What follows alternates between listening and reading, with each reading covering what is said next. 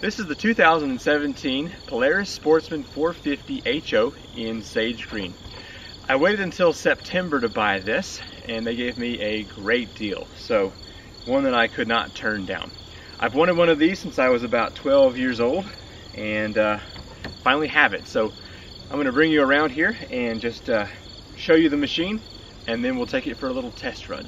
So I don't know a whole lot about this machine just yet, but let's start here on the left side. The tires are definitely all-terrain tires. You can see the tread on there is fairly robust. Hopefully it'll be still okay for running on grass without too much damage. This side of the engine doesn't seem to get too hot, which I like. I really appreciate the full floorboard here for your feet. It does have lots of good tread, and there is metal support up under that tread. So it's nice to have more than just a foot peg. Front tires aren't as wide as the back tires, but they still seem to have plenty of good traction. Now, one thing that I like about this is the storage compartment inside the front rack. The clips aren't quite as tight as I'd think they should be, but they're fine. So I think the total storage space is like 6 gallons, which is probably liquid filled. But it does do well for tools, and I put the mail in here the other day, so that was nice to have.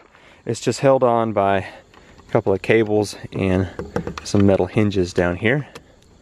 So the rack is a nice solid plastic, but it's definitely not like the all metal rack that you used to find on these machines.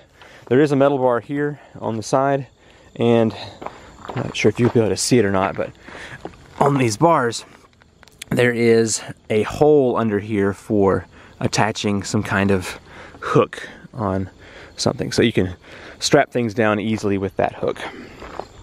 It's got 3 lights on it in the front, and they don't work together. They have to be on either down here, the low beams, which I think are brighter than the top, which is the high beam. But you can angle this and look at things that's not straight ahead. The grates on here are plastic, and that one's a much cheaper plastic, but it's made to come off for the winch. So you'd mount your winch up under there. Has a hook here in the front for being towed or pulled out of something, which is nice to have. Does have plastic guards over the front there. Now over here on this side, it's got your park, reverse, neutral, low, and high lever. And at first that was a little bit stiff, but definitely shifts really well now. Has your rear emergency brake, is what I like to call it, because up here on the handle you've got your all 4 wheels brake here, which is really nice to have. It does have the clip, so when you're parked you can put it in a notch to make sure it's going to be braked. Over here on the front, it's got basically a cigarette lighter, so you can run accessories on that. Now on the back it has more of these metal bars, and this rack is definitely a bit more secure than the front. One thing I don't care as much for is the plastic is kind of weak back here on these back attachments. So I like this plastic to be a little bit more robust, but it's not. On the back, it's got a spot for trailer hitch, which I intend on using a lot. Definitely want to have a mower and a trailer and all that good stuff.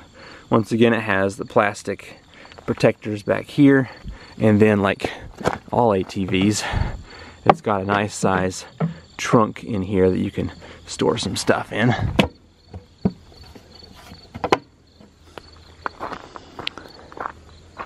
This side of the motor does get noticeably warm when you're driving, and that definitely shows up on the leg skin, but not too bad. Alright, let's hop up here on the controls. I do want to note that the seat is incredibly comfortable. It's got a nice cushion to it, and it's very comfortable. I've been very pleased riding around on that.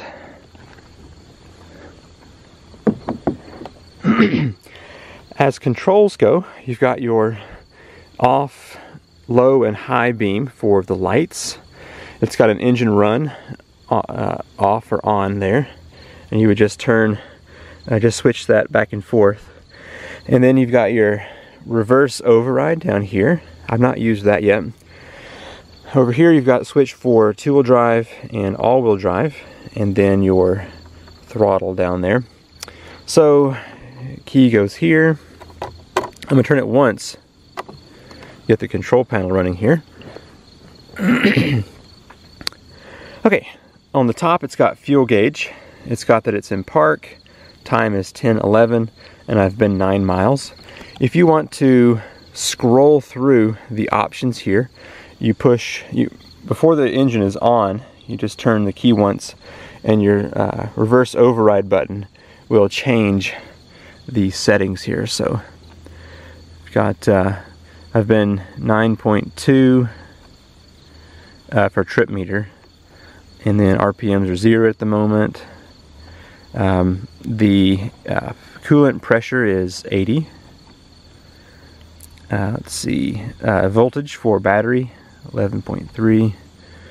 Let's see, it's been 1.7 hours. I need 48.3 for the next maintenance, and then back to the original 9 miles there. And whatever setting you leave this on is where it's going to be whenever you drive around.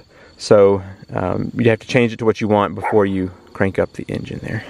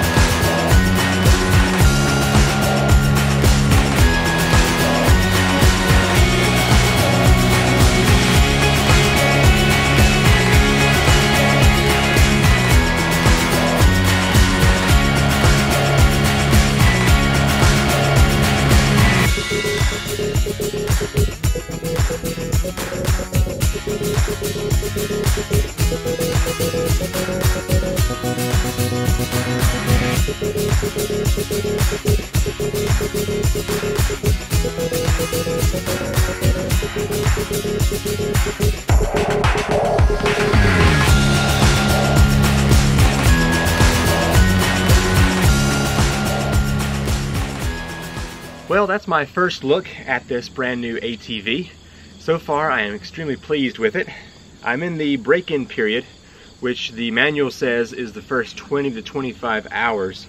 You're supposed to drive slowly, not do any crazy stunts, which I don't intend on doing anyway, but right now it seems to be performing quite well.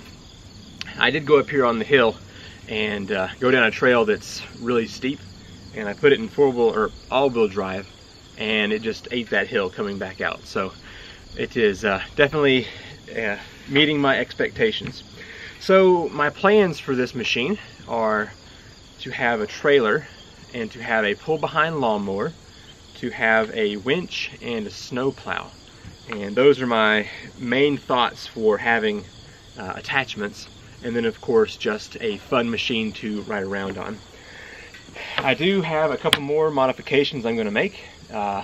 Here in the mountains we have a lot of insects and especially spiders that will build full webs across trails. So I'm going to rig up a spider web catching stick here on the front, and I think that will be a fun upcoming video.